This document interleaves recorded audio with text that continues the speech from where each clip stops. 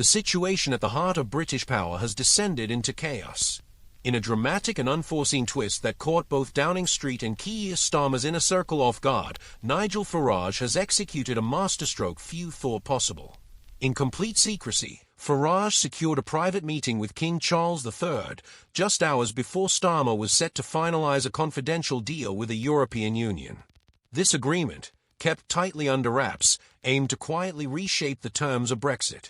But the plan unraveled in spectacular fashion.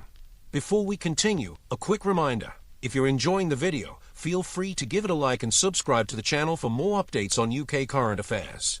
According to sources close to the palace, the king was outraged upon learning the details of the proposed deal, prompting him to take unofficial action.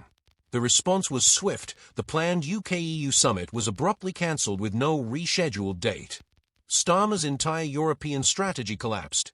The deal was exposed, and the Prime Minister reportedly lost control, venting his frustration at his aides, destroying briefing papers, and demanding to know how Farage had reached the monarch before he did. This is not just another political row. It marks a full-blown crisis that has shaken Starmer's leadership to its core. Behind carefully crafted public statements, the Labour leader was preparing one of the most controversial moves of his premiership, a covert agreement with Brussels to gradually reintegrate the UK into the EU's institutional framework. Publicly framed as a routine meeting for cooperative dialogue, the summit in fact concealed highly sensitive proposals. Starmer's team had spent months developing a strategic partnership plan, including a return to oversight by the European Court of Justice, a youth mobility scheme that would enable a fresh wave of EU migration, and the allocation of UK taxpayer funds to support European defence initiatives. Though Starmer labelled the proposal as pragmatic cooperation, those within government circles recognised it as a highly volatile political manoeuvre. The wording was carefully crafted, technical enough to satisfy Brussels, yet vague enough to keep British voters unaware. Nigel Farage, however, who had recently enjoyed a surprise resurgence in local elections, was not about to sit idly by. He closely monitored Starmer's rhetoric, his meetings with EU officials, and the growing narrative of shared challenges. To Farage, it all pointed to one thing: a betrayal of the Brexit mandate. As Starmer prepared to unveil his plan, Farage moved quietly behind the scenes. He reached out to trusted allies, listened to whistleblowers, and, most dramatically, arranged a private audience with the king.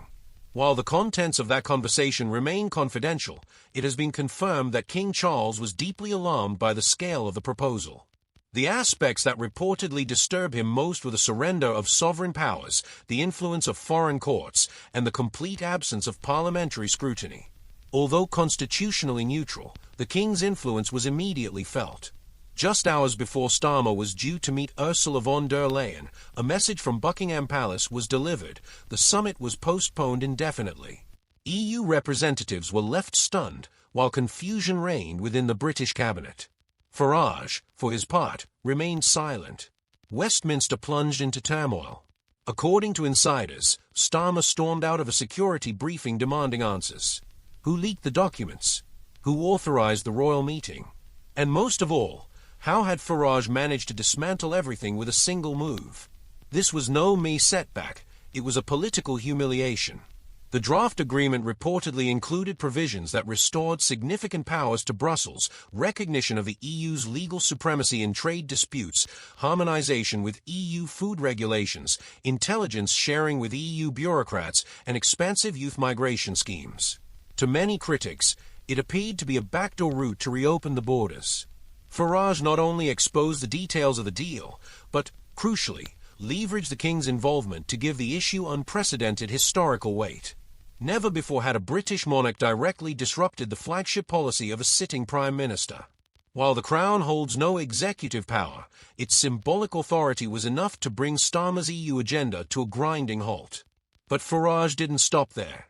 He compiled a confidential dossier including internal memos and draft legal texts, laying bare Starmer's strategy to rule-line Britain with the EU without a single vote cast or any parliamentary approval.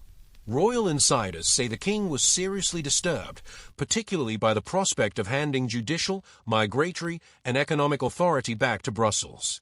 Though careful not to overstep constitutional boundaries, King Charles reportedly raised urgent questions about democratic accountability and public consent. Farage knew full well that he didn't need a press conference or dramatic speeches. That one private meeting was enough to trigger a political earthquake. The story spread rapidly.